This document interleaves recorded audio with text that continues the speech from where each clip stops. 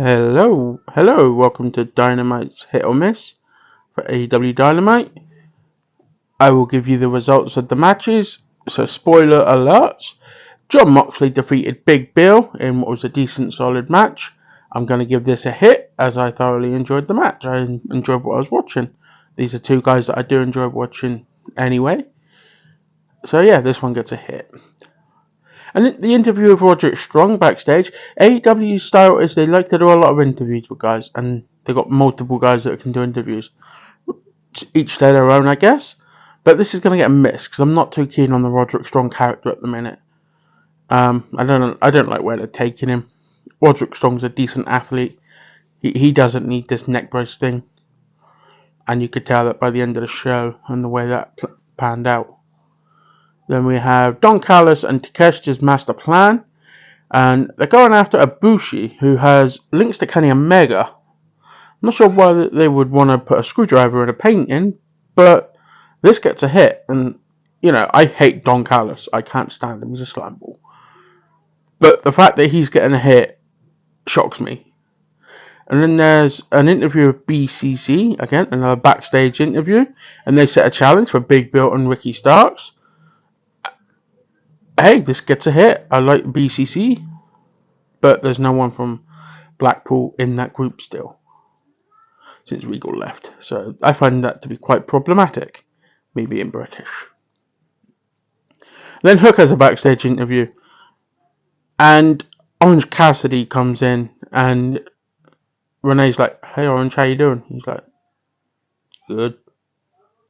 And he's just like, this whole interview ends with him like, just tired, just walking around, feeling tired. Orange is still so tired. That's what I got down on my notes. That gets a hit because that made me laugh a bit. And then Toni Storm defeated Shida, Nyla Rose, and Britt Baker to qualify to face Saraya next week at Arthur Ashe Stadium. This gets a hit. I like this match. Did I say that the Hook and Orange Cassidy gets a hit? I think I did. But yeah, the Toni Storm victory, that gets a hit as well. I'm looking forward to Saraya and Toni Storm. Toni Storm with her shoes and throwing at people. It's funny. And then we hear from the Sex Gods, and they do a nice little video package. Celebrating their 4 years being together. And they're going to have the Saraya backstage interview gets a hit, because Saraya, Ruby Soho, Toni Storm, all that got a hit. But the Sex Gods segment, that gets a hit, because I love what they're doing. Both times that they just intend on going out and having a decent match at Arthur Ashe Stadium. Then MJF's backstage, and he's sort of like running his mouth on Roderick Strong and Samoa Joe. And I'm not even joking here. He does the Steiner math. Give this a golden hit. This is a hit gem. That's what we call it, hit gem. That is absolutely brilliant. I love the Steiner math stuff. It's funny. It stands the test of time, I think. And this proves it. So yeah, the MJF work gets a hit. And Adam Page defeats Brian Cage. This gets a miss. As much as I like Adam Page, I can't see a guy like Adam Page actually realistically defeating a guy like Brian Cage. Because Brian Cage is uber. He's massive.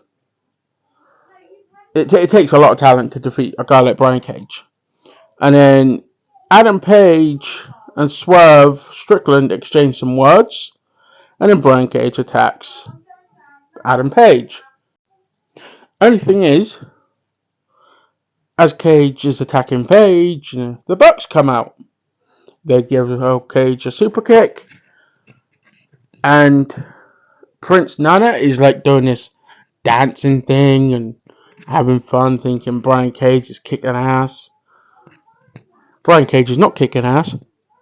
Prince Nana is dancing, and I think it's Nick Jackson is dancing behind him, like copying his dance moves. And it was funny because you had Prince Nana doing his dance moves, and you had Nick or whichever one of them is doing his dance moves, and I was just laughing. That was funny. I thought that was funny. I had to watch that back a couple of times. So this gets a hit as well. This gets a hit. So the Brian Cage and Adam Page match gets a hit, but the aftermatch stuff gets a hit. Strange how hit and miss works in my world.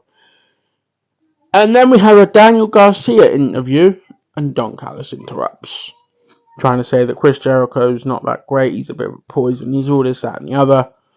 And Garcia stops Don in his tracks and does his dancing gimmick. Can we get Prince Nana and Daniel Garcia to have a dance off? Please, Tony Khan, AEW, book that. That would be fun. Anyway, Dan Garcia does his dancing, and Don's like, this is money, let's do something here. Which then we progress on to Darby Allin and Nick Wayne. These two are going to be the aces of the tag team division versus Daddy Magic and Cool Hand Ange. Darby and Nick win. This gets a miss. As much as I like these teams, I just think having a random throw together tag team match like this doesn't make sense, considering where in the match, where there wasn't no like build for it or nothing. That's where it's getting a miss. And then Samoa Joe versus Roderick Strong, considering this match had a lot of build because it was the final of the tournament. Samoa Joe defeating Roderick Strong. This gets a hit because Samoa Joe just looks like an absolute killer. He is a killer. How MJF is going to beat Samoa Joe is beyond me. He's going to need like all the stops to be pulled out on this one. I wish MJF all the best. So overall, I believe AEW Dynamite gets a hit this week. And what can you say other than, can you please get Prince Nana and Daniel Garcia to work together? Because their dancing is just, that would be next level stuff, man. Thank you for watching. Peace out.